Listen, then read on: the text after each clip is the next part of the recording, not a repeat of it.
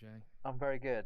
I'm extremely good, especially now. I'm actually kind of glad. So we're recording this just as like a thing. We're recording this on Sunday rather than Thursday Yeah, because you had prior engagements, so we yeah. rescheduled. And I guess it's actually kind of a good thing now because I've done more on Pokemon. So Mm. And I suppose we'll come on to that very shortly yes, in terms of what you've done. Yes, yes. Um, yeah, we rescheduled because I'm a doofenshmirk, and then I haven't heard that word in a while.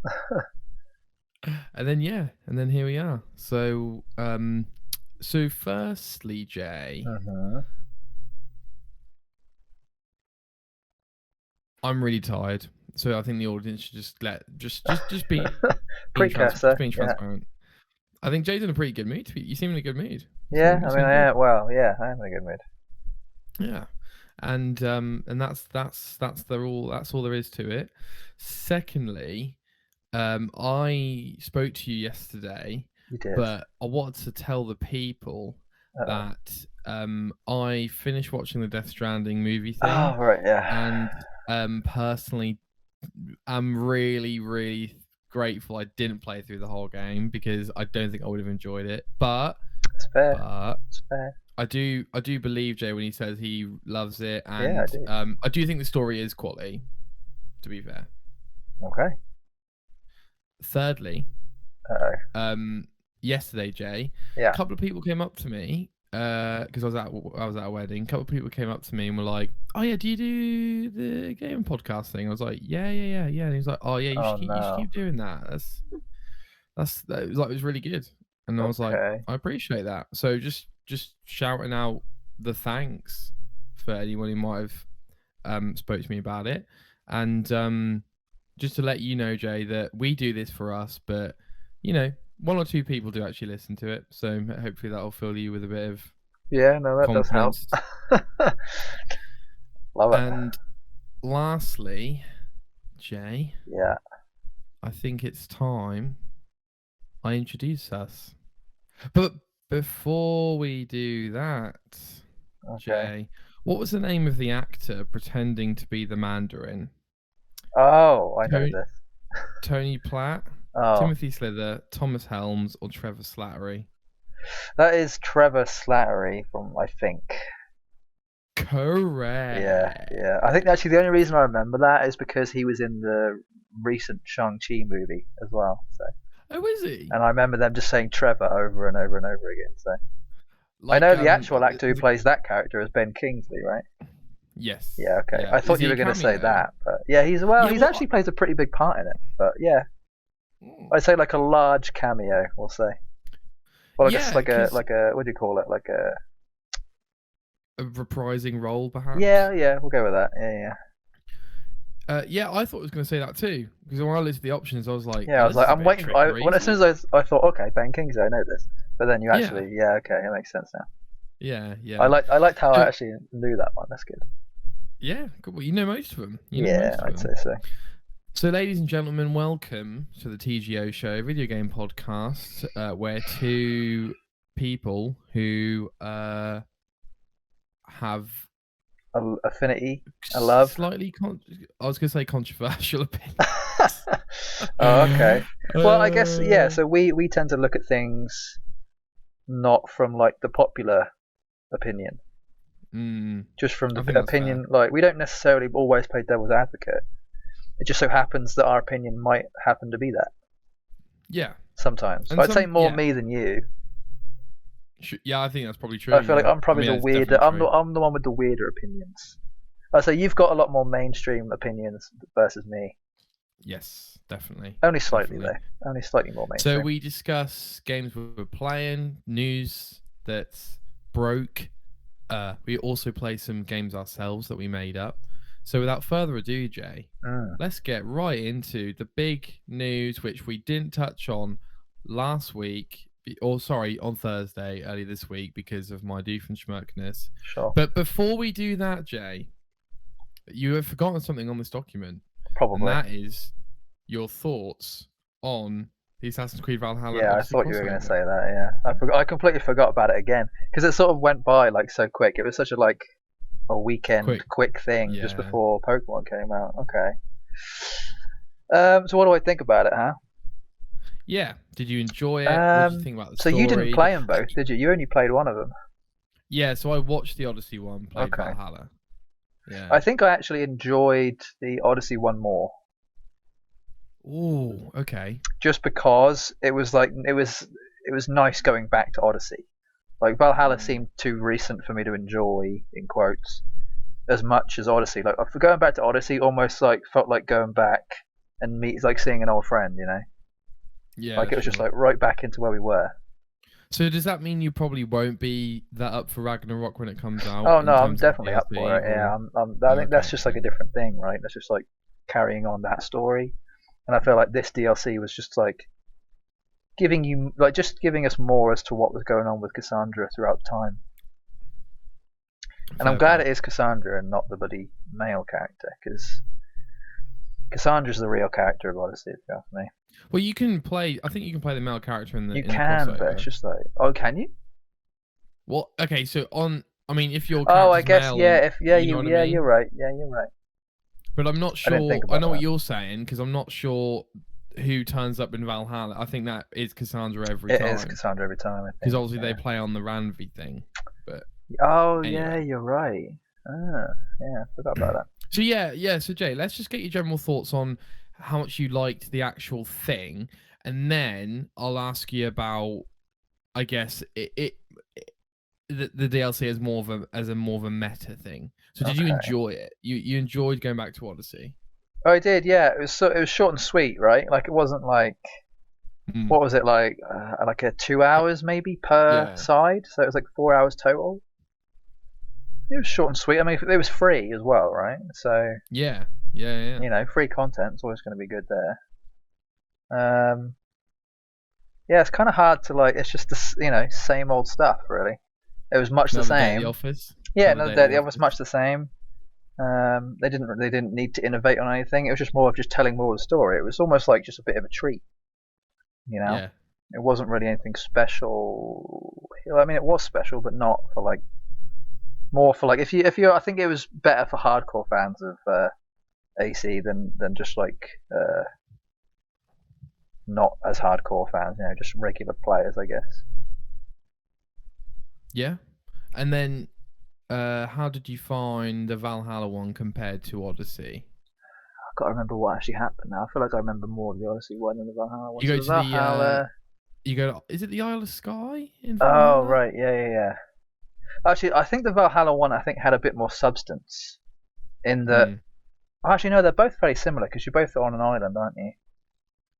But yeah, the Valhalla one definitely seemed like it had more meat on its bones.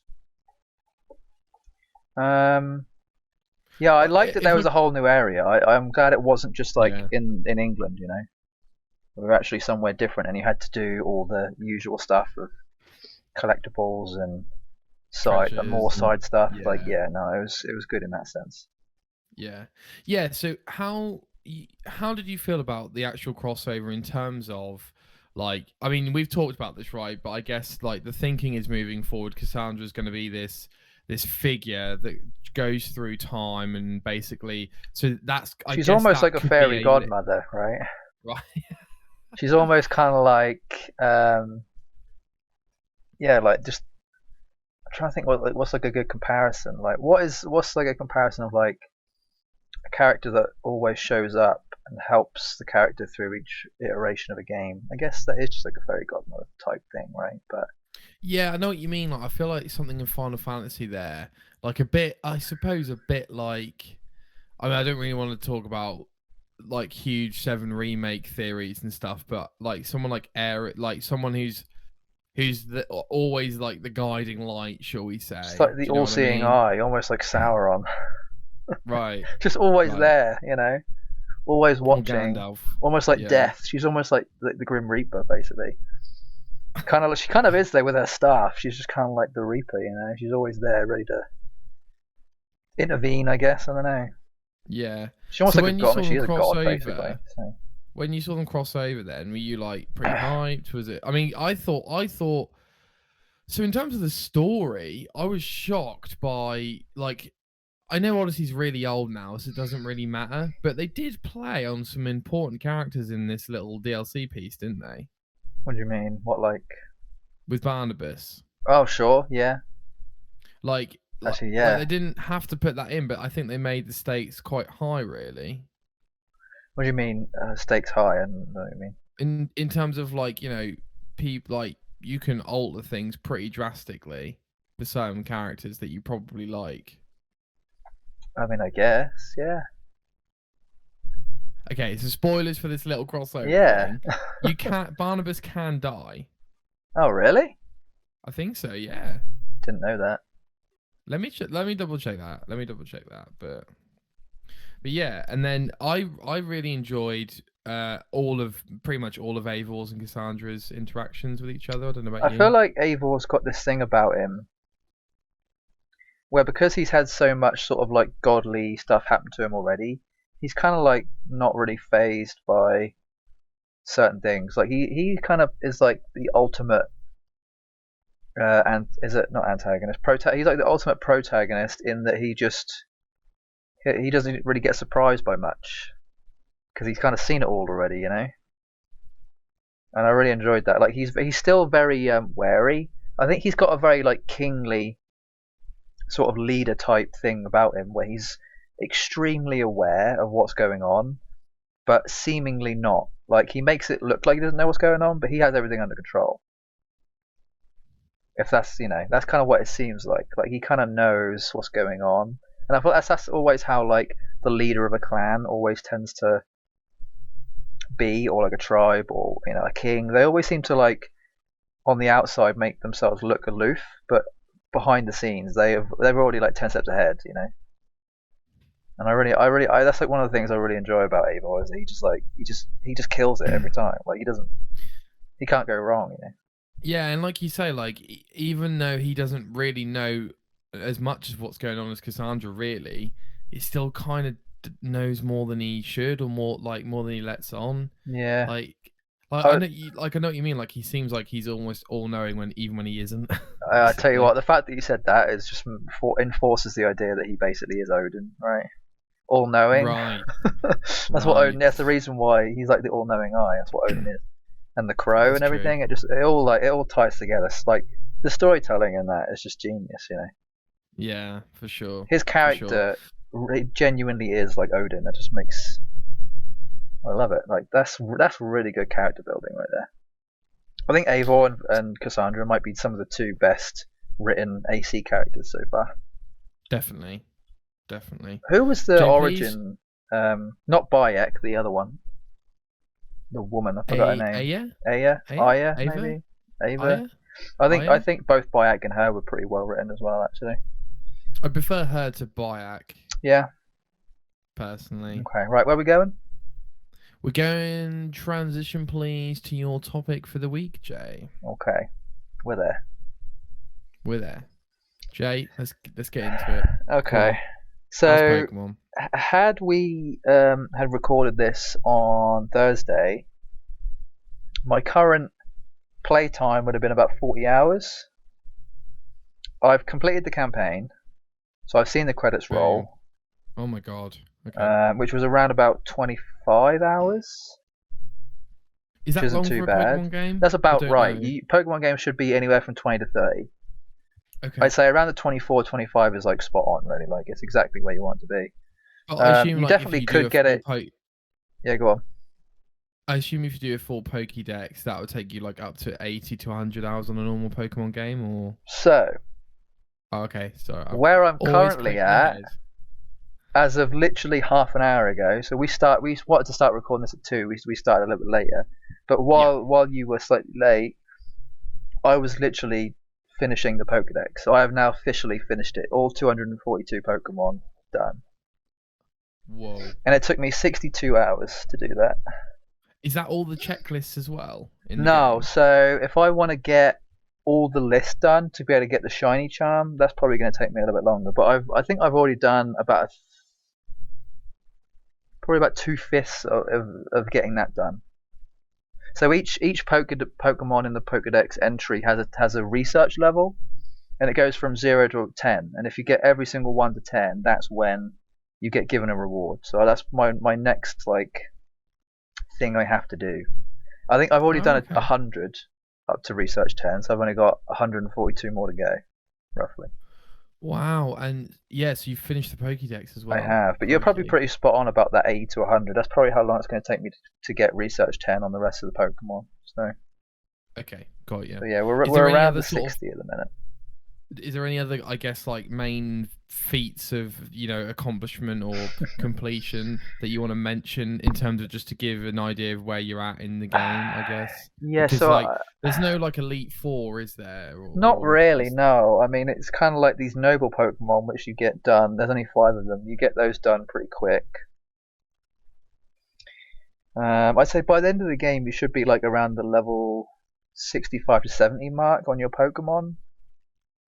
And I actually was very yeah, the whole party. I was actually very underleveled.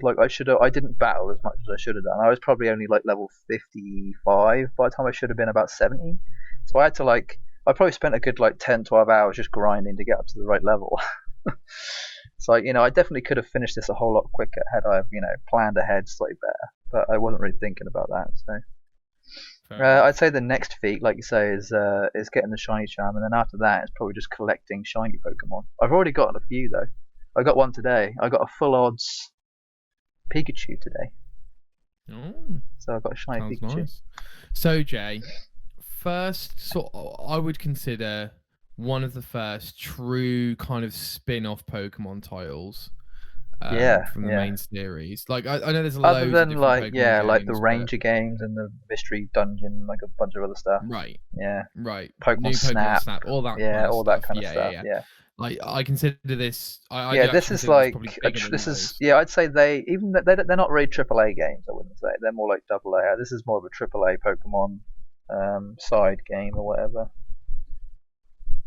But I have a feeling that the next game definitely could, they might even do a series of these Legends type games. Yeah, they're definitely there's a lot of features that I think probably shouldn't be in other main Pokemon games, and then a bunch that should. Well, before we get there, Jay, this first spin-off title. Now, I think we're gonna have we will have a discussion about this, but as you can probably already tell, Jay's pretty positive, pretty optimistic towards the games he plays, I would say. And is it fair to say, Jay, that you love this game? Yeah, it's up there. It's very up there. It's very different though. I feel like I compare this to how we compare AC eras. Okay. So you've got your first nice comparison. To me, I feel like old Pokemon games before this one, or even the ones that were just the sort of leaf green style, the sort of very basic 2D side scroll type ones. They're sort of the first era of AC. AC 1 and then 2 through to Brotherhood or Revelations or whatever it was. And then the next era of Pokemon was sort of when it transitioned to more of a 3D-esque type thing. So Sword and Shield when it recently came out. I think Y and Sun and Moon as well, or X and Y, Sun and Moon. And I'd say Sword and Shield and this are probably a new era where the game looks a hell of a lot better. The graphics are obviously way up there compared to the first and second era, and they're not as pixely as they were back then. So yeah, where was I going with that? I don't even know where I was going with that. What was the question? So you love the game. Yeah. It's very different to the other mainline games. I've played 3-4 minutes of it. Yeah, I remember you saying. Just to put that out there. With that, I mean, let's not go into the debate side just yet. Maybe you can tell us about what you really like about the game. Oh wow. Okay. So one thing about previous Pokemon games that I've always found a little bit annoying is that they had so all Pokemon tend to have an ability, and then they which one of usually 2 or 3 abilities One is usually a hidden one that you have to like specially breed for, or like you can't get normally. So you have to keep breeding them. It's like a RNG basically. Yeah, it's like an RNG type thing. But and usually one of the abilities is like the best of the two, right? So they completely got rid of that in this, which I think helps with collecting Pokemon and like getting the one that you really, really want. Like the only thing you've really got to keep grinding to get the one you want for is the natures. They kept all 36 natures. I think 36 or 30 natures, whatever one it is. So that's the only thing that they've sort of kept as to like make you keep going back to like try and get different ones. Because this game actually like it's very, they sort of designed it so you have to catch like hundreds of Pokemon. Whereas I feel like in previous Pokemon you didn't really need to catch that many. Like you could catch that many, but there wasn't really an incentive. In this one, the incentive is that you're trying. The more you catch and the more you complete of the research levels of the Pokemon, it sort of like is become the badge system of Pokemon. Because in previous Pokemons there was obviously like the badges, 8 badges, and the Elite Four. They sort of replaced that with the 10 stars or the 10 ranks that you get with the Survey Core. And the Survey Core is basically like you trying to fill up the Pokedex. That's like the whole point of the story, right? I think I'm on 9 stars out of 10. And that took me obviously like 55 hours to do that. So I've still got another star to go. But the more you catch Pokemon, and like I say, the more you fill up the research levels, the more you get these ranks. So I like that they've changed the whole gym thing, but I still want the gym thing back eventually. Well, I thought they got rid of the gym thing even in Sun and Moon. They did. They got rid of it in Sun and Moon, which I really didn't like. I didn't like what they replaced it with. I feel like this is probably like a good mixture of like Sun and Moon and Sword and Shield. It's like those two games mashed together essentially. Because they kind of got rid of the gym thing in Sword and Shield. They made it a slightly different way of doing things. Like it's still gyms. It's just slightly different. So I feel like they're just sort of like testing what they can have fun with, really. Yeah. They're trying to just go slightly different on the formula. And I like that they've sort of made it so you have a reason to want to catch hundreds and hundreds of Pokemon. The one thing I will say also about that is they don't tell you this in the game, but if let's say you catch like 10 of the same Pokemon and you only want one of the 10, so you can release 9 of them out of your box or your pasture, is what they call it in this. And when you release multiple Pokemon at a time, you get given like a grit item, so GRIT, grit. There's like 4 different grit items, and those grit items are used to level up your effort values. Now, one thing they've changed in Pokemon is that they used to have IVs and EVs, which were sort of like your stats to make it so either all of your 6 main stats or like a variation of however number you want of those would be different levels depending on what kind of Pokemon you'd use. So let's say you had a Pokemon that was more of a physical Pokemon, so it needed more attack rather than special attack. If it was a special Pokemon, you'd need more special attack. So you'd have like your effort values would probably be maxed out on like your HP, your attack, and your defenses. So you'd concentrate just on those. So they've kind of got rid of that system and only left you with a 1 system that's a 0 to 10 rather than a 0 to 252. So they've made it less complicated from that. They've sort of like made the game more accessible. Yeah, they've made the game a hell of a lot more accessible. I think I'm hoping that is one thing they do change back. But I think the reason they did that is because there's no PvP in this game. Because the way that the fighting happens in this game is still turn-based, but it's like a different combat system where you can have agile and strong variations of moves. The agile variation makes it so you have more chance of being able to take your turn more often, but the power of the move is weakened. So let's say you had like an 80 power move. With an agile style, it would be 60, but you could potentially go 2 times in 1 turn. Or if you use a strong version, it would go to 100, and you'd have your opponent would then take 2 turns in their 1 turn. So you have to kind of figure out, well, can this move, if I choose strong move, will it definitely kill? Or if it doesn't kill, I'm then definitely going to get killed because they're going to hit me twice, kind of thing, you know. So that's another thing I really like about it. But that wouldn't be viable in like a PvP setting, I don't think. I've watched quite a few videos of like Because there's the world champion of Pokemon, Wolfie. He sort of has done like a lot of videos recently talking about the viability of this combat system and how it probably wouldn't work in PvP, which is probably why they've changed it so much for this game, and the reason why there's no PvP, because it just wouldn't work. Basically, you wouldn't be able to do tournaments with it. It wouldn't be viable. So, but I like that they've done that for like a side Pokemon game, you know. Yeah, no, they are experimenting a little, which is cool. So when I played it, Jay, so on the one, we spoke about this, right? But on the one hand, we have fans like you who are just basically enjoying the fact they've got a different type of Pokemon game, right? It's on the Switch. It's like quite cool. There's lots of cool stuff in it. And you've got, so one of the things that impressed me was that whole like just seeing a Pokemon out in the wild and being able to actually throw a Pokeball at it. I'm like, that's and there's a lot of different interactions you can have just in that small like time frame. So certain Pokemon, if you hover over them with the left trigger, it can tell you a lot about whether it's a female or a male and what level they are as well. So that can determine on whether you actually want to catch the Pokemon in the first place. So let's say you do get like a male level 20 rather than a female level 10, and you want to catch this one, right?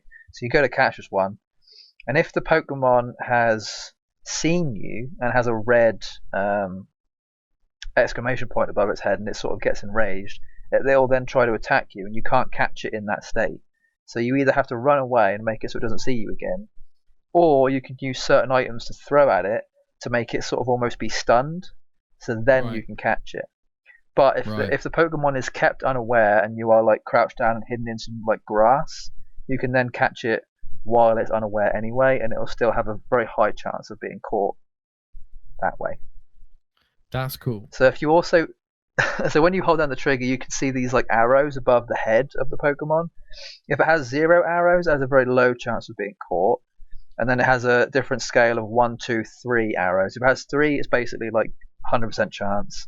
2 is like 75, 1 is like 50, and then 0 is like 25. So it kind of like, you kind of want to try and get it to 100, but you don't always have to, because depending on what Pokeball you use, you're almost guaranteed to get it anyway. So you've got Null Pokeball, Great Balls, Ultra Balls, stuff like that. So yeah, so that's cool. Like those interactions are really cool.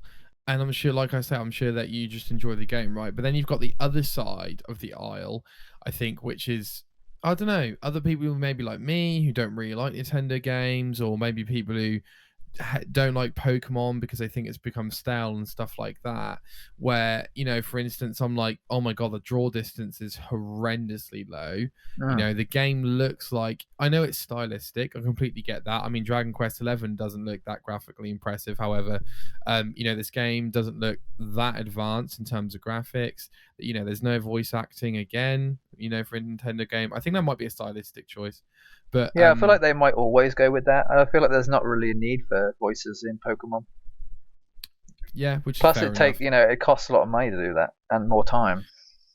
So yeah, so this is one of the things, right? And I tried to use a comparison to try and, because you've got like these critics saying, it's like, I think it's like a rough 80s or something game, right? 8 out of 10 game, something like that, right? Yeah, I feel like every Pokemon game, I actually might need to check this, but I feel like every Pokemon game in the last decade or so has been in the high 80s.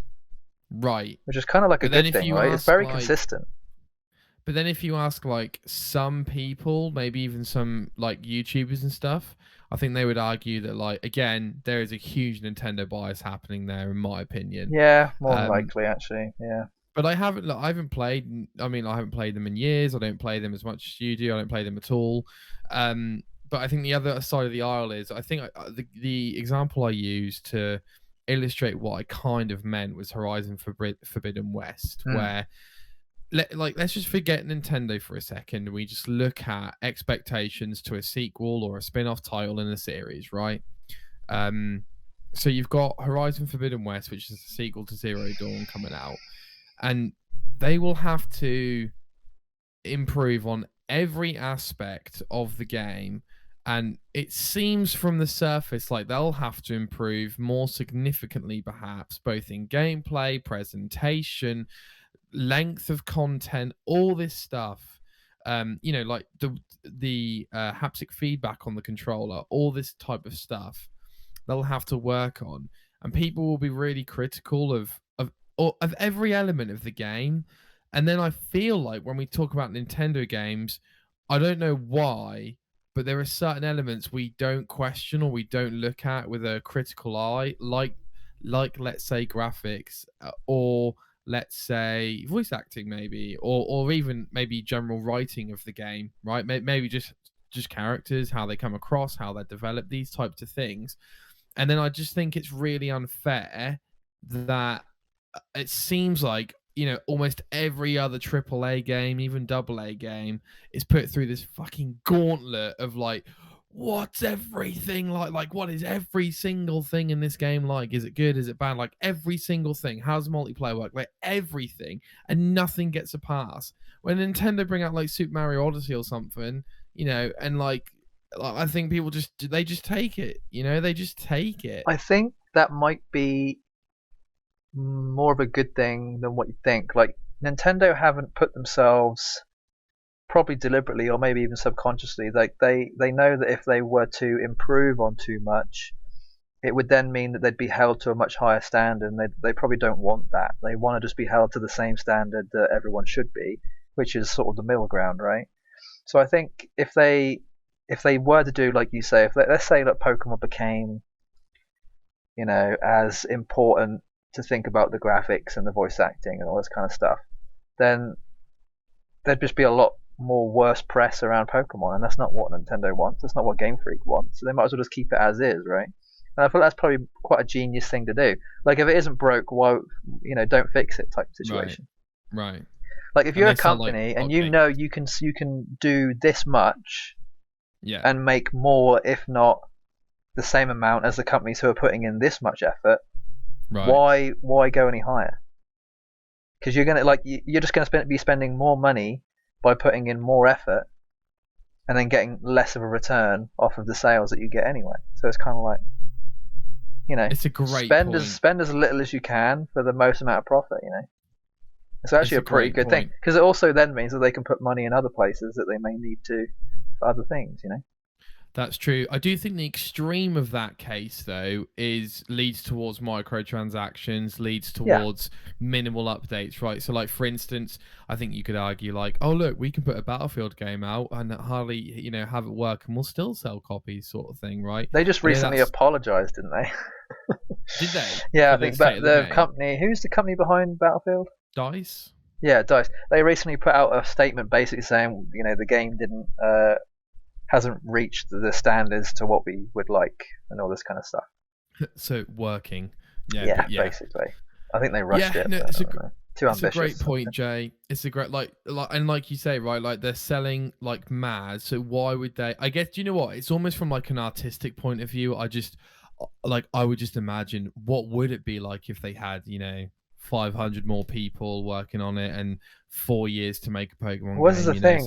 They've got so much time to do that they're not rushing. You know, there's no reason to rush to get there. They might as well take their time. I feel like it's a very Japanese thing to do. I feel like the one thing you can take away from like Japanese culture is that they tend to master one thing. They're very good at mastering one thing. They're not a jack of all trades type nation. They're very much so. I'm going to spend 15 years mastering this one thing, and then I'm going to spend another 15 years mastering it even more. And I don't know how I'm going to do it, but I'm going to do it. Like, they don't cut corners. They don't do anything. They make sure that they absolutely nail it. And I feel like if they were to, what's the word? Extenuate? Is that the right word? Extract? No, like, if they were to strain themselves, I guess, into trying to get too much done, and, you know, putting little effort into lots of things rather than maximum effort, Deadpool, into one thing, then the game wouldn't be as good. So if you ask me, I feel like they're doing exactly what they need to be doing. And there's no reason why, because if anything, it's a lose-lose if they do what everyone else is doing. They're setting themselves apart from everybody else. They're unique. And I love that. I mean, I'm cool with that. Yeah. There's no reason for them to be the sheep, you know? They're the wolf, if you ask me. Yeah. Nintendo is definitely the wolf. if it's okay with you, Jay, I know. Look, we've got Pokey Pasture as a regular. Oh yeah, I'm going to be talking about this again next week. So I'm going to split it up into multiple versions, or multiple multiple issues, multiple episodes, multiple instances, whatever you want to call it. A bit like we have games that go on forever now. We'll just have a continuous update of Jay's Pokemon experience. Yeah, I feel like we did that with Final Fantasy. We keep doing it with AC. Like we talk about the same games a lot, but we have updates a lot, so we kind of have to talk about it when it comes up. For sure. Very quickly, Jay, I'm very much into the games at the moment. So much so that my spare time, I'm checking out other sort of gaming content, right? Yeah. And one of those things is speedrunning. He's got there. Oh, mate. Dude, you've got so much to look at. Man. Good. There's so much to look at and learn. Firstly, I think it breathes new life into some of your favourite games. Oh, for me, 100%. I'd say speedrunning is like 30% of the reason why I love Dark Souls so much. Right. The other 70 being the game itself, It's so fun. Oh, and one of these, I haven't watched it all because I do want to try Sekiro. Oh, yeah, me too. One of them That's probably my next game I'm going to play, actually. One of them was seeing a guy complete Sekiro blindfolded. Yeah. There's also there's one guy on Twitch, I forgot his name, but he's completed Dark Souls 1, 2, and 3, Sekiro, and Bloodborne without getting hit. Yeah, every single all, but in a row. So all 5 games from start to finish. What? Yeah, in like an hour each. Sometimes less. Speed running them as well. Speed running them all in a row without getting hit. Yeah. It's been done multiple times. I've even seen people speed run the games on unconventional controllers. So the Donkey Kong bongo drums. Oh yeah. I've seen people do it on that. I've seen people do it on keyboards. I've seen people do it on the DDR mats. Oh, man. You can't even think of all the variations of what people have done for speedruns on Dark Souls and stuff like that. It's insane. Yeah, so I'm basically just checking out. I missed. Is it? I always get it wrong. AGDQ. I missed. Yeah. I think it was actually early this year. I think it's quite early in the year. The Awesome Games done quick little thing anyway. I say little, it's massive. Their channel on Twitch grew pretty big this year, actually. Oh really? Yeah, very large. Yeah, and I've just been watching, like Spyro and stuff like that. I love the Spyro. You want to watch the Halo Infinite speed runs? They're really fun.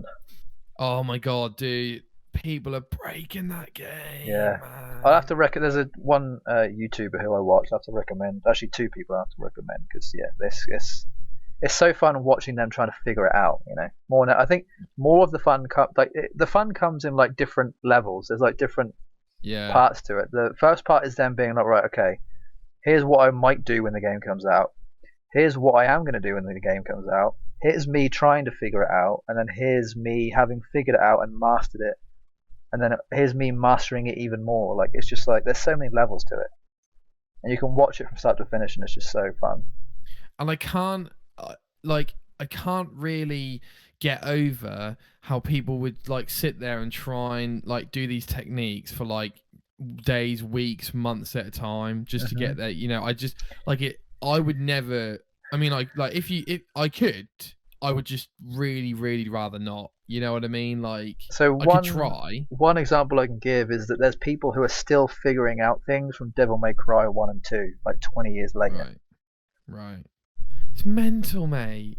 Yeah. I can't get over it. And then when they're like, oh yeah, this strat, was found, 2 years ago on like Crash Team Racing, the original. I'm like, what? Like, oh, dude, yeah, I can't. Also, and I mean, Naked Jakey's got a fantastic video on speedrunning that he put out recently, right? But then you've also got the fact that, oh yeah, by the way, they'll talk while they're doing it. Like, I just can't, dude. Like, I mean, every single speedrunner's got to have ADHD, surely, because like the amount of attention it needs to even do that and talk at the same time, and then look at chat. I'm like, there's no way. These guys are getting 4 inputs. Yeah, these guys are getting 4 inputs at all times. So much going on. Yeah. Too much stimulation. Yeah, I wouldn't be able to handle it, I don't think. Any recommendations, Jay, for me to explore there? Elijah's. Elijjajaz. He's I want to say he's like Finnish or Swedish or something, but he's very like English American sounding. He does all the Hitman speed runs. Oh, yeah, okay. And he does quite a few Resident Evil speed runs too.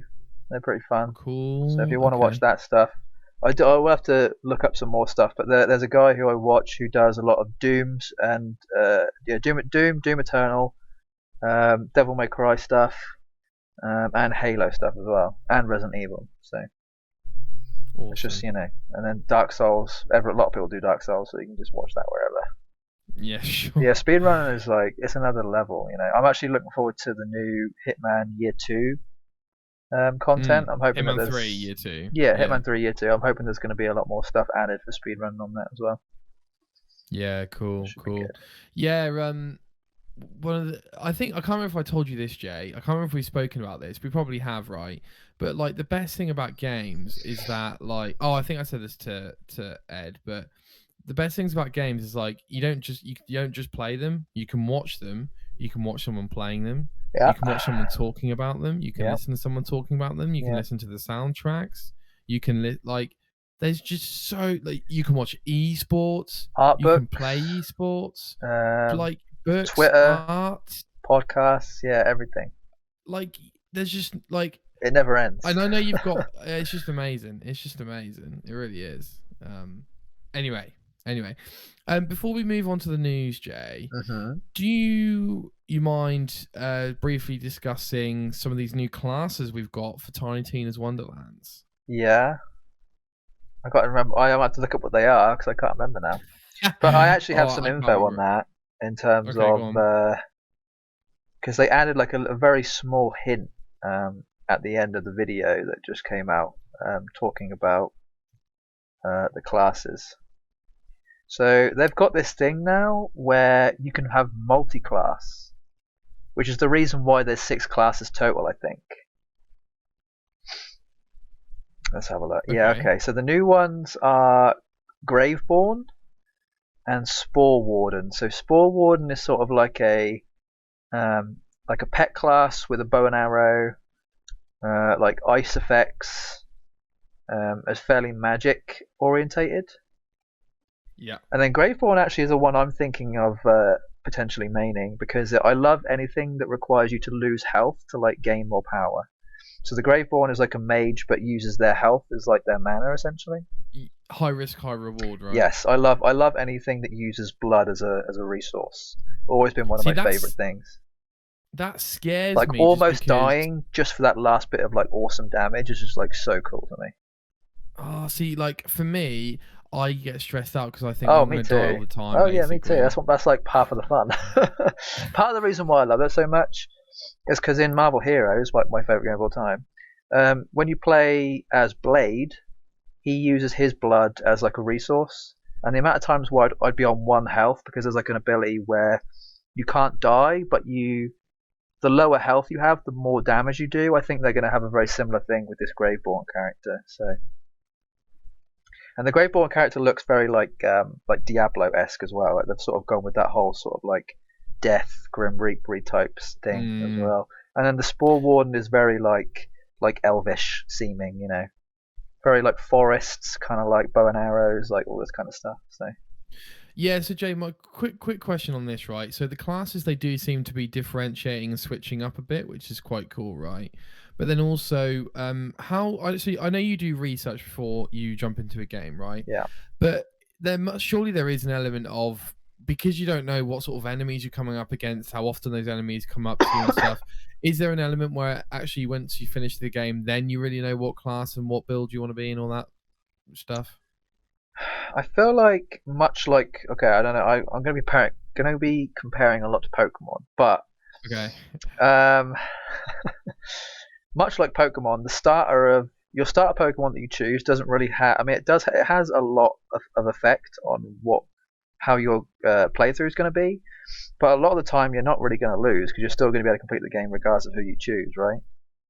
So I think it depends on whether you care about efficiency or not.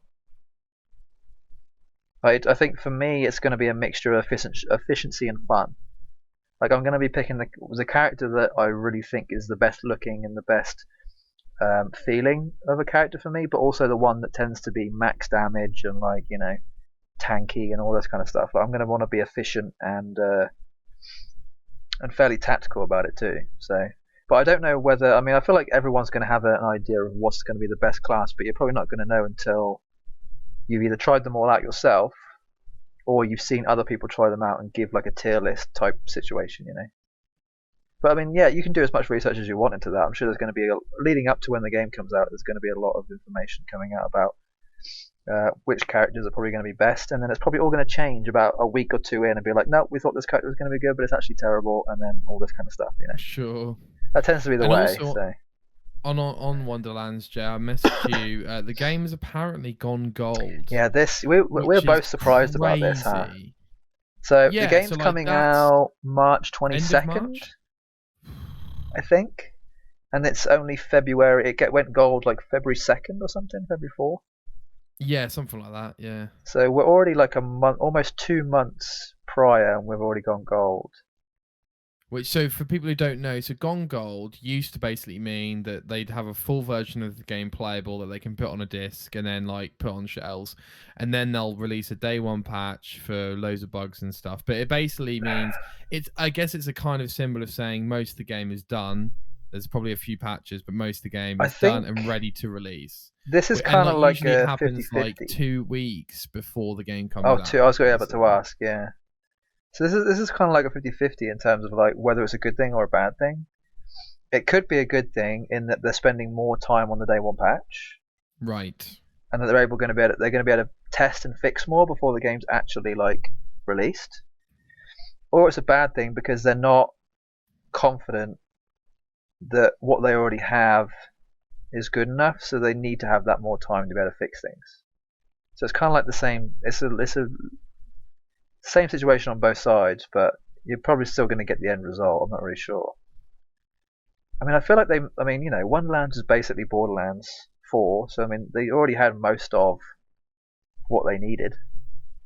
Yeah, so I can't imagine, right? Yeah, the game. I can't imagine there's going to be much wrong with it. Borderlands aren't known for their buggy game, I don't think, necessarily.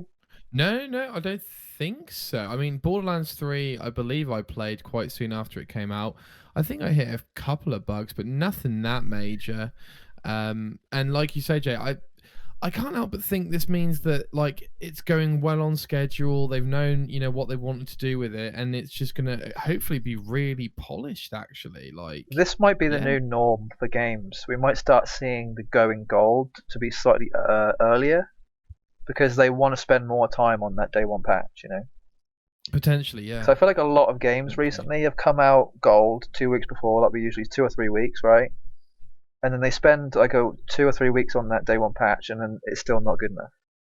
Right. I reckon they just want it. Maybe they are going to do the same amount of time they spend on the day one patch, and then they're probably going to like put time into whatever they're doing after that, leading up to release, to be like content that comes out like pretty soon after the game starts. Or they could be doing that in like preparation for things that could go wrong. They're going to pre-fix, So like I say, they're going to have longer to test to make sure everything's good. I don't know, or maybe they want more time, because what will happen is like obviously a game comes out and they'll like hot fix the game like 10 times after like the first week, and that costs a hell of a lot of money. So what they're going to try and save money by hot fixing before the game even comes out. So I reckon they've gone gold early, so they can play the game between now and when it actually comes out, so they can hot fix before they need to spend lots of money on actually having to do it. And also, hopefully, it means that we'll get some polished DLC for it too, if they've got more time to work on the DLC. How soon after the release will we see DLC? Like 9 months, 10 months? Released? A year? Yeah. No, how long after Borderlands 3 did we get DLC? A few months, I think. Really? I can't even remember. Yeah, I can't remember anyway. Yeah, okay. It was a few. I'm pretty sure all 4 DLC packs were released for Season Pass 1 were released within a year. Okay. I think. It might also be that So, they've also got more character classes now, so they might need more time just to like make sure everything works with each of the characters too. balanced. Yeah, that's true. Just That's balancing, true. testing, Jay, make can sure you it works. please transition us to the news for this week? First up, Jay, some bad but unsurprising news. Disappointing, but good, long term. Suicide Squad Kill the Justice League is going to be delayed till 2023. Reported on by Bloomberg, it looks as though it's been pushed back while Warner Brother Games are gearing up releases for other games like Lego Star Wars The Skywalker Saga, which looks great, by the way. For anyone who's checked out that big trailer reveal, we've got a date. I think it's in April or something, and I'm really hoping it's polished and stuff, because I've been working on that game for ages, so one would hope it's the best Lego game, but that's neither here nor there. So apparently it's been delayed till 2023. Like I said, perhaps unsurprising, because we have... It's a huge game. We didn't see it for like years. I mean, we haven't seen it for years. I mean, at this rate, Jay, do you know what, actually, Jay? Do you know what? It is good, because like we say, right, like hopefully that means the game will be better. However, you do get to a point where a game's so delayed and it's been so long, actually, you're a bit like, actually, I don't know if this game is going to be that good, actually. Like, a bit like Dying Light 2, actually, which has just come out. I haven't played it, but I was thinking like, oh, they're taking their time. It's going to be like the best zombie game ever made, basically, right? They're doing this really ambitious stuff. And it came out and it wasn't quite that. And now it's getting to the point where, let me just double check this, right? But I believe Arkham Knight came out something like 2016, okay? So we're coming up to nearly 8 years since their last game. They had DLC for Arkham Knight, granted, 2015. So we're we're 8. I mean, it's going to be 8 years. 8 years since their last game came out. 8 years. So on the one hand, we're like, take your time, make the game, don't crunch too much, all that kind of good stuff. Then on the other hand, I'm like, that's true, but I do actually want a game, Isn't that like similar time frame for Cyberpunk as well? Like 8 to 10 years? Well, Witcher 3 came out 2015, and they had huge DLC. And then when Cyberpunk came out? 2020, mate? Yeah. That's 5 years, which is like pretty average. But the first trailer we got for Cyberpunk was 2012. This is true. Which is about 8 years from trailer to release. This is true. And look how that turned out. Yeah. No, but I'm bigger. But they did have a lot, they obviously had Witcher and a bunch of other stuff in between, so... Yeah. What do I think about the delay? I mean, delays are almost always a good thing. Almost, like I say, almost always. Do we know when Gotham... Is it Gotham Knights? Is that coming out this year, right? Or next... Yeah, 2022. I'm pretty sure that's another reason why they might be moving things around. Yeah, so I think some people were speculating that that's still due for release this year, but like, does it make sense to release them close to each other or not close to each other? No, I'm not preferably sure. Not. Personally. Yeah. No, I think you'd want to separate it, because you wouldn't want too much DC content too close together. And did we ever, Jay? I remember us looking this up. Did we confirm whether there is in the same universe as the Suicide Squad game? I'm not sure. I don't think it is. Would be nice to know, actually.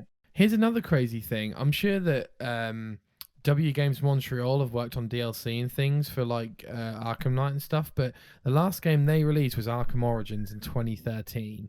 So this is going to be nearly 10 years since their last game. So I just don't know what's going on. It says they aren't in the same universe, but Suicide Squad is confirmed to be in the same universe as the Arkham series. Okay. And then Gotham Knights is going to start a new one, so a separate universe. Yeah, see, I feel like it would have made more sense for them to be in the same universe, but I guess they've got their reasons. Yeah, I'm sure. I think they want to try and go... They want to take the DC story in the games to much like how they're doing with the Marvel stuff in the movies. They just want to have different versions of it so that they can mess around with the story however they want to, Which is probably, okay, a fine thing to do, I guess. And speaking on Cyberpunk, Jay, looks like the next-gen version is leaked on a couple of stores online. Yeah, PS5, It's already sort of gearing up, it looks like. So the next gen version is supposed to be the ultimate update, right? Where like everything's fixed now. I always forget. What they've sort of been speculating? I think it's coming out in June or July. I think that's the plan. Which is a way away. It might be coming sooner. I don't know. Like if it's been leaked. I think that's the speculation. I think.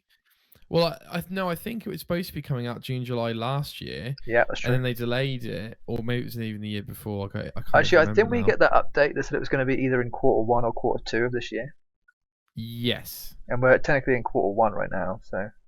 Yes. Technically, it could come out any time between now and the middle of the year. We don't know. I'm ready for it though. I'm in the mood for Cyberpunk again. So. And I think you're kind of in the line of thinking that if this update is good enough, that you actually might play it. You know. That is correct. That is correct. Yep. Sweet. I look forward to what you think about that. Yeah. So I mean, look, when the next gen update comes out, I'll see what the reception's like. I don't see any reason, Jay, why it shouldn't be spectacular since they've delayed it for so long. At this You'll probably get it for a pretty good price too. I think the lowest I've seen it is like 15 quid, maybe.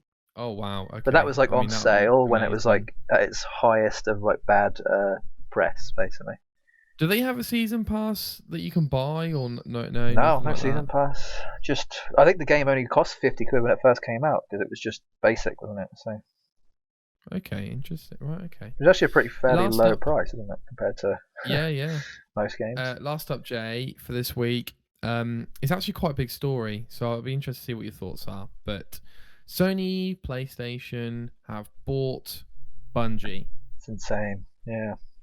So I reckon we're gonna have some sort of war right now, aren't we, about acquisitions and stuff? I wasn't sure PlayStation was capable of making more acquisitions because they're so for 3.6 billion, by the way, guys. Yeah. They're so particular in who they acquire, right? And it makes a lot of sense when they acquire Blue Point, when they acquire Insomniac Games, obvious choices. Bungie, not so much an obvious choice, Jay. Well, this is the thing, right? Interesting. Bungie is known for being the Xbox developer.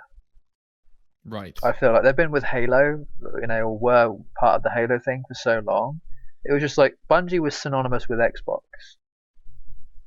But I feel like once Bungie sort of let go of the Xbox side of things with 343 and that all happened, they kind of wanted to set themselves aside from Xbox and kind of go on their own, right? That was like the whole point. But now, obviously, they've sort of gone, well, we might as well try PlayStation, see what happens. But it definitely is quite a low blow in terms of like Xbox could have. I think Xbox probably tried and they were like, yeah, we don't really want to go with you, so we'll just be on our own for a bit.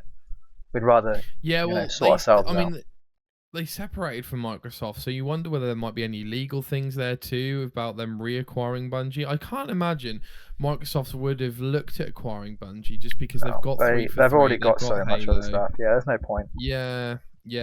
So I don't want to dive too much into it, Jay, but basically there's lots and lots of quotes from Jim Ryan, the CEO of PlayStation, and they basically talk about how there's this great speculation going on, right? That they've bought Bungie because they want more live service games. They do single player story games the best in the business, which is true. And now they're looking to do more kind of live service stuff. And actually, when I thought about it, Microsoft have done that with Sea of Thieves. So, fair play. I think that's part of acquiring Bungie. I think Bungie are one of the people who do it the best in terms of probably the ones who get the most money for it, at least, and have a strong player base. So furthermore, there's also been some job posts online, Jay, for the various different studios that Sony own, like Naughty Dog and stuff like that. And it looks like loads of them are working on multiplayer projects kind of thing. Okay. So then people are wondering, like, are they basically gearing up all of these franchises and releasing multiplayer versions? Like we never got Last of Us Part 2 multiplayer, but we did have Last of Us Part 1 multiplayer. So where's that? What's going on with that? It's coming up to the 2-year anniversary since Last of Us Part 2 came out, which is just blowing my fucking mind. So it is a bit like what's going on over there. And I think them buying PlayStation buying Bungie, I'm sure we will speculate about this for ages and ages, but it's not immediately as exciting as Activision Blizzard, because for me, they they stated saying they'll still be independent, they'll still be working on Destiny. We don't know what else Bungie's working on, and we won't know what they're working on. It's probably going to be another live service thing, which doesn't excite me in the least. So for me, like when Xbox buys Activision Blizzard, we're talking about, what's Diablo 4 going to be like? Like all of these different, what's COD going to be like moving forward? All these different things. And like when PlayStation buy Bungie, it's a bit like, okay, so they're going to, offer all this behind the door stuff. But from our perspective, Jay, like it doesn't really impact us almost at all, really. I don't know what you think. Like apart from the long-term PlayStation stuff. What do you mean it doesn't impact us? I'm confused. Well, like we're not getting like new games from this deal. We're not getting a different Destiny from this deal. We're not getting a shake-up at Bungie for this deal. We're not getting, in my point of view, we're not getting exciting new games from this deal. Like we're not getting a single-player game. Not yet, but much in the same way that we're probably going to be getting new stuff from Activision, Blizzard, from Microsoft. We've just got to wait a bit. We haven't heard anything yet because they won't. They've only just they've only just bought them. So. Oh, I know, but I'm thinking even like in the next few years, like there's not much. Well, I can... if I was, do you think Bungie will? So you got to think, right? Are they just going to continue with Destiny and make Destiny 3, or are they going to make something completely brand new? Right. Like, what's their next move after Witch? Is it Witch Queen? Is that what it's called? I forgot what the next thing's called. Like after that, what are they going to do with Destiny? Like, is it going to be another year of DLC, or is it going to be Destiny 3, or is it going to be something completely different? Are they going to split into two teams and make another game, and only like maybe have one half the team sort of like very low level hum of new content for Destiny, and then the other team completely work on something completely new? Like, we have no idea. We can obviously speculate about what we'd want and what would work, but I reckon on their side they're probably thinking, well, what's going to make us the most money and what's the least amount? Because Sony are really not good about their risk taking, I don't think. So I have a feeling that if Bungie wanted to make the decision to make something new, Sony might not let them. Because we can see that with Days Gone. They didn't want Days Gone 2. They wanted something new. So they might even want something new, and Bungie want to continue with Destiny. Like, we don't know, It could be either or. So true. A point of view that I really thought was different. Colin Moriarty talked about it on here, the PlayStation podcast, Sacred Symbols, and he was basically talking about. I mean, you can go listen to it. I'm not going to try and paraphrase him and stuff, but he was talking about how Microsoft, there's lots of cases where they don't actually manage their studios that well, nor their games that well, purely from an output perspective. So, for instance, you look at Halo Infinite, it got delayed. It was missing all these features at launch. I love it, but it's missing all this stuff at launch, right? You've then got things like Rare. Like, what the hell's Rare been doing for the last, 7-8 years, apart from Sea of Thieves? Like, where's Everwild? What's going on there? Apparently that was rebooted. Like, Compulsion Games, what's going on over there? Like, We Happy Few didn't seem like a huge hit. So, what's going on there? Ninja Theory Hellblade 2 is coming, so fair enough. So, I could just keep listing off all these studios and stuff, dude. But, I am a bit sort of wondering, did my mic just drop a little? I even know. I'm just wondering a little, are Microsoft too hands-on or too hands-off? Because I feel like so. Okay, here's one. So, I think I had it in my brain. Oh, goodness me. There was a time scale of two different things. So, okay. So you have Sucker Punch and Ghost of Tsushima, right? And I think it took, I'm not sure, Jay, but I think it took them 6 or 7 years to make Ghost or something like that, okay? I think they had a cancelled game. Maybe, I don't know. So Sony ended up helped producing that game, right? And then in the same time, or a similar time frame, let's say similar time frame, Microsoft also put out a game that was thoroughly delayed. It might have even been Halo Infinite in my mind, but what I was trying to illustrate is that what Sony gets Ghost, and Microsoft pretty much haven't released anything in that time scale as good as Ghost, with a studio that might have had a troubled development. You know what I mean? Like Halo Infinite, for instance. So what you're saying that you would like that? Yeah, I'm just curious to know what's going on in Microsoft and how they manage their studios, right? Yeah. Like, so like, and the point Colin was making was like they buy studios because they can't manage them well enough to produce amazing games. I'm like, I don't actually disagree with that, really. You know, like, again, Jay, you know, when was the last? I mean, apart from Horizon, maybe Forza Horizon, when was the last Xbox exclusive that you were really pumped for? You know, It's a good question. I'd have to look up what their recent exclusives were, but I mean, there's none like there. Yeah, there really isn't anything that comes to mind necessarily. Most of the games that I've looked forward to over the last couple of years have just been from other people, you know. yeah. So yeah, understandable. I think Fable might be on that road, is it not? Yes. Yeah. So I guess Fable is like one of those games that has needed help along the way, and Microsoft have probably aided. I have a feeling Microsoft aided with Psychonauts 2. Yes, that's true. That's true. But yeah, That's no, I true. think most of the hype that I have for like games coming out are not necessarily Microsoft managed. Microsoft don't have a hand in 2K, do they? No, No, not yet. So no. All right, well, rant over anyway. Jay, can you please take us to my topic for this week? It's a little game called Death's Door, Jay. So, oh right, okay.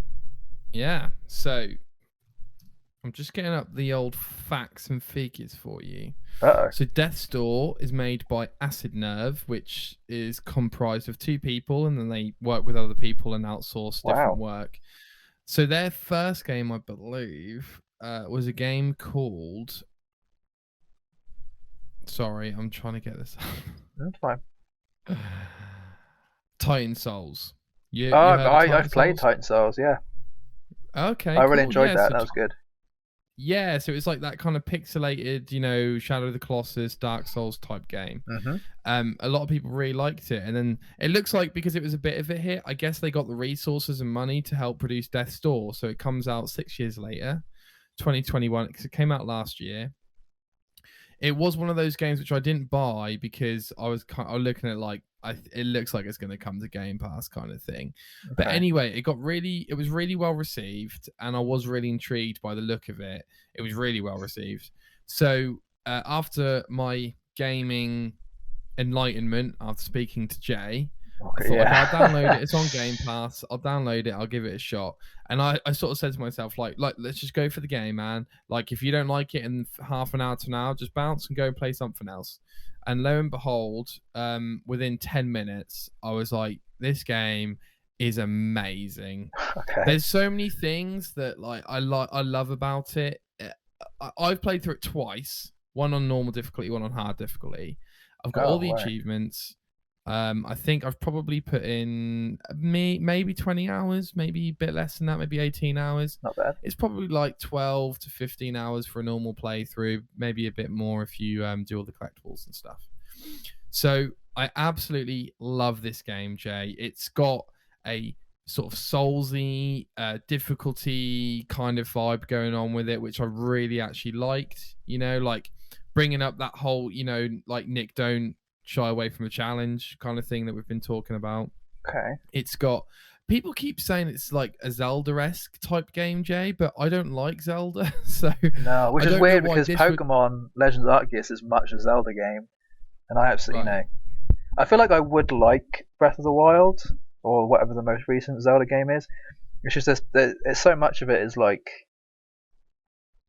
not Pokemon. Right. You know, which I feel like is probably what you're probably thinking, a similar thing where this game isn't Zelda, which is the reason why you like it, but it's like it.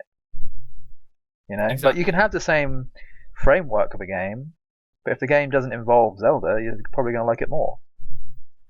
Depending on who you are, you know?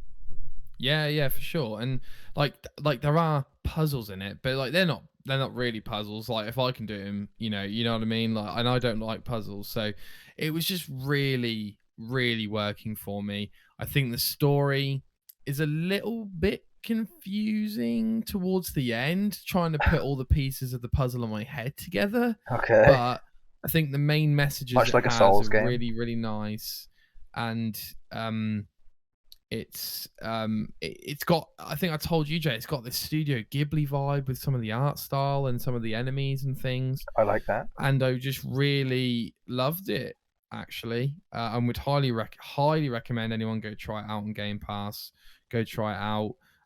I mean, loads of people have loved this game. So there's a guy I listened to on a podcast. I think it was his game of the year, and I was like, no way is this actually a game of the year kind of thing. And it totally is. It absolutely totally is. Really? And when did it come out? Sorry? When did it come out, Death's Door? Did it come out this year or last year? No, it's last year. Was it like December last year? So like right at the end? Yeah, November. Oh, okay, there you go. Okay. I feel like a lot of games that come out sort of like the last 3 months of a year tend to not get looked at for Game of the Year.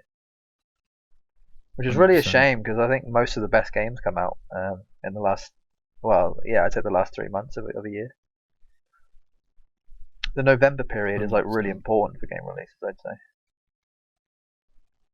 Yeah, and like it probably got shied away from all the big stuff coming out, right? But yeah, it's really fantastic. Do you know what? It's just very simple in its delivery and its design. You know, there's no overcomplication. You know the mechanics. You just gotta, you know, what I also love, Jay, was just the exploration. Like when I got back home, I was like, I really want to play this game and I want to just explore this area. And because there was that difficulty spike, I think you probably get this because you like Dark Souls and stuff. But there was this whole like, I don't know what's going to be around the next corner, and I'm quite excited because there is a bit of fear in it, almost a little bit too. So yeah, wouldn't recommend enough. Any questions, Jay? Well, that's the thing. I don't really know what the game is even like. I haven't even seen what the game looks like. I might have to like just quickly.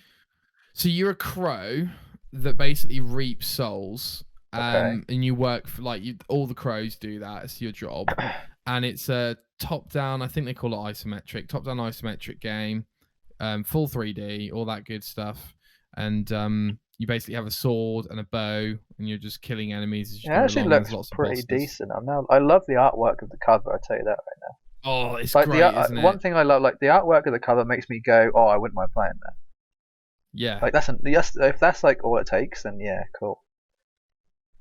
It doesn't look bad actually. It does. I tell you what, it looks a lot like Titan Souls, like what you were talking about. Sure. So yeah, it makes sense that it's the same developer because it has a very. I reckon that previous game was like a test, really. It was like, oh, what can we do to improve that game and completely change it? Still, you know. Huh. I'm trying to think what I can compare it to. Compare it to Bastion, maybe. Remember Bastion? A little bit. Yeah, a little bit. It kind of reminds me of that. Yeah, isometric. Yeah, it would be cool if you could play this game in third person. I feel like if there was an option to do that, it'd be pretty fun. What do you mean third person? Like from over the shoulder. Oh, right. Rather than from the Diablo angle. Sure. Or the Baldur's Gate angle. That's a lot of work. Yeah. That's a lot of work. So that's. It looks a bit like Hades too. Actually, it's got a very similar Hades feel.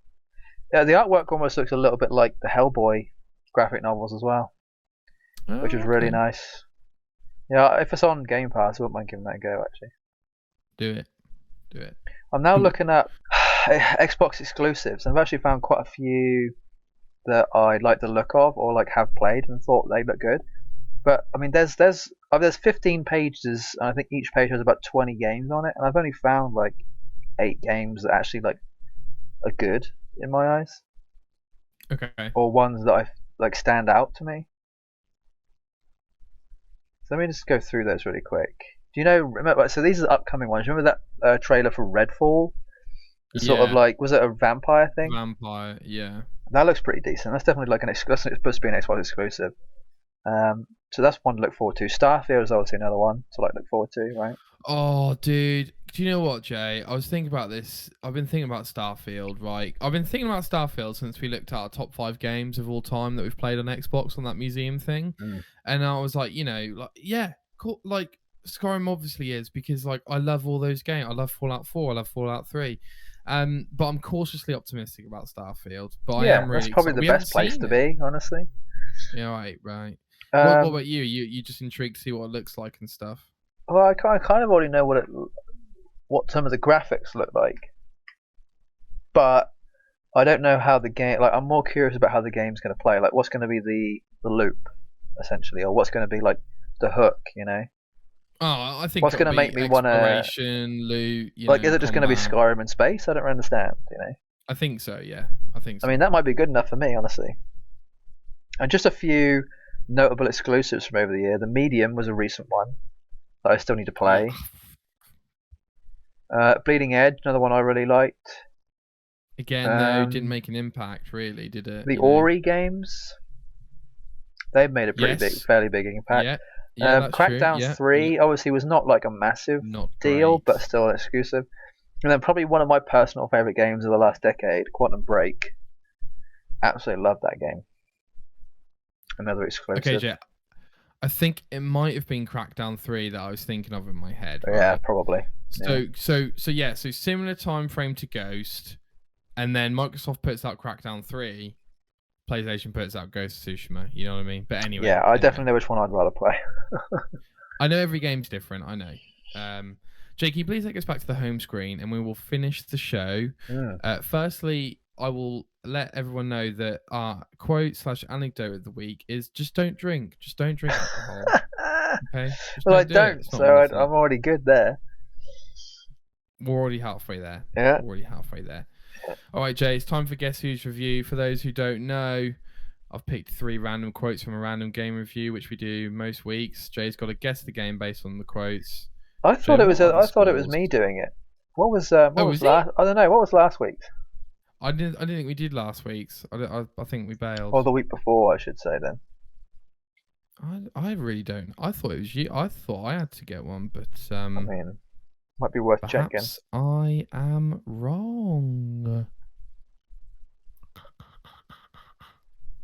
trying to remember what the last. I did Hitman for you, right? Yes. Hitman 3, and then did you do one for me after that, or no? I don't think I did. Let me just check. Because if not, I guess it is your turn. But no, we didn't do it. Show 51. Did we do one? So it must have been It must have been Hitman 3. So it is your turn then to do one for me. Yeah. What's the scores? Do you know? I think it's like 30 to 28, maybe. Really? Let me double check. Man, I've got so much fat on my body. Nice. Thank you. Yeah, it was your turn last, Jay. Okay. I think I haven't updated the scores, so I think you got it. Did you get it on the first one or the second one? First one. So it's 29. So it's 29 to 26. Okay, Jay's potential to catch up here. Mm. So, Jay, this is not an easy one. Okay. Okay, but you have played it, and I'm pretty sure you liked it, okay? Oh, no. I've already given you some clues here. So here we go. Quote number 1. The story told in blank isn't a sequel to the popular anime, but more of a reimagining of the origin we all know and love. God damn it. Right. So there's anime involved. Right, go again. Say it again. The story told in blank isn't a sequel to the popular anime, but more of a reimagining of the origin we all know and love. So it's an anime that everyone knows. Apparently. Maybe everyone in the game. I'm not an anime person, so I don't want to. Thing is this anime, or is it just like a cartoon animation? Because I feel like some people don't, even though they say it's anime, it might actually just be a cartoon. I honestly couldn't tell you, mate. Well, popular anime is like Naruto, it's like One Piece. But I haven't really played a lot of the. I mean, okay, so I'm gonna have a guess. Mm-hmm. And say it's the recent Demon Slayer game that came out, the one I played recently. The something Chronicles, whatever it is, I forgot what it's called now. Incorrect, Jay. Damn it. Okay. All right, we're gonna go to quote number 2. Yes, please. Oh, by the way, I'll give you a hint. Really think back to your back catalogue here, okay? Oh God. Not games you haven't completed, just games you know. I think I might know what it is now, but go on. Sure. Slicing people in half and watching torso-less bodies drop to the floor is awesome, but what makes all that even better is the ability to aim your swing. While you wait for the shine to get to the optimal spot on your sword, You can use the joystick to move a white line on the enemy up, down, left or right, depending on your swing angle. Okay, so there's no anime involved in that game. I don't think. I think I know what game you're thinking of, and it's not that game. Oh, okay, thank God for that. You thinking of a game that begins with M? Yeah. Yeah, no, it's not that.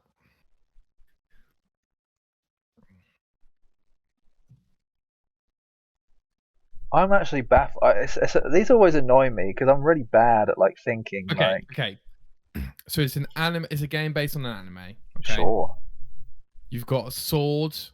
You've got like a slicing mechanic. Apparently, it's quite popular. I've told you it's. You've got to think back to your back catalogue here. So it's fairly gory sounding. Yeah, I'm not sure. I haven't played it. You talked about slicing bodies in half. Yeah, yeah. Maybe think about what sort of sword that might be. You know?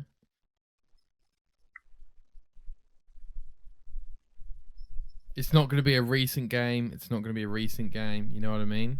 I'm going to be annoyed at not being able to get this. I genuinely can't think. The only animes that I can think of that I've been quite. I'm thinking of Berserk, but I don't think there's even a Berserk game. Like Berserk's like the classic, especially with a big sword. It might be a manga. Is anime's based on manga, isn't it? Yeah. Okay. There's also Black Clover, but the recent games have done that. You can't cut anyone in half. Okay, I'm going to give you a clue because I think it's quite hard. Yeah. The voice actor. Oh God. I believe, of the character, is one of the most famous actors in the world. I don't think that helps. And I believe he, voiced him in the game. Oh, I know. Okay, this is. He's got it. Well, no, I haven't because it's not a bloody anime. It's a comic book character. Oh, what?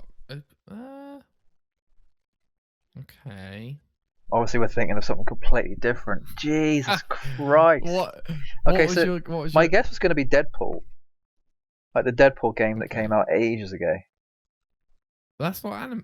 I know. That's why I'm confused. That's why I'm because I thought Ryan Reynolds, and I was thinking, well, he plays and voices Deadpool. All right, I will need a guess, Jay, because we're running out of time. Don't have one. Skip. Next quote. Okay, quote number 3. I'm really scared you're not going to get this. Falling through the air while brawling with Afro Droid while rocking out to some beats for an amazing experience is an amazing experience. But when you couple that with a piss poor camera, terrible platforming sections, and cheap mentally challenged bosses, the end product suffers. I think this is Afro Samurai. Is that your final guess? Yeah. It is Afro Samurai. I haven't played that game, but okay. I think your achievements say otherwise, Jay. I think your achievements say okay. Maybe I have, otherwise. But I completely forgot. Okay. Is that a 360 game? Fake gamer? Yeah, it is, yeah. I don't think I've even seen the anime or the manga for it either. Dude, I remember you saying you like that game, man. Yeah, no, it's one of those ones that I always want to get into, but never really did. Man. Ah well, I got it though. 1 point. You got it.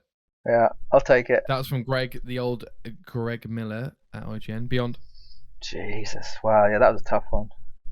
Yeah, it was a tough one. I'll give you that. It was a tough one. Okay. That was just a random pick from your achievement list. I might have to go through yours. I just thought you'd get it, basically. Yeah, because I was a bit worried that I picked out 2 reviews for this, just so you give me some options. Sure. And I don't know if you've done them both for me, or if I've thought about doing them for you before and then didn't do them. Sure. Because I've kept a list of all the ones I've done, but I don't think you've kept a list of all the ones you've done. So I'm a bit worried now about that the ones I've picked are wrong, so I might have to go into your achievement list and see what some. Nah, just do hard ones. I'll get them. Don't worry. We'll see. All right, Jay. Thank you for your time this week. Thanks everyone for listening. I'm gonna go and pass out. Yeah, and good idea. Jay's gonna play some more Pokemon, I think. Yeah, lots more to do still. Very good. Very good. All right, guys. We'll see you next week. Probably, hopefully, maybe normally, normal times and stuff. If you do get a moment, please do consider leaving a review, sharing it. I know it's not very cool, but I don't care. And we will see you next week, no doubt. Cool. Goodbye. Peace. Peace.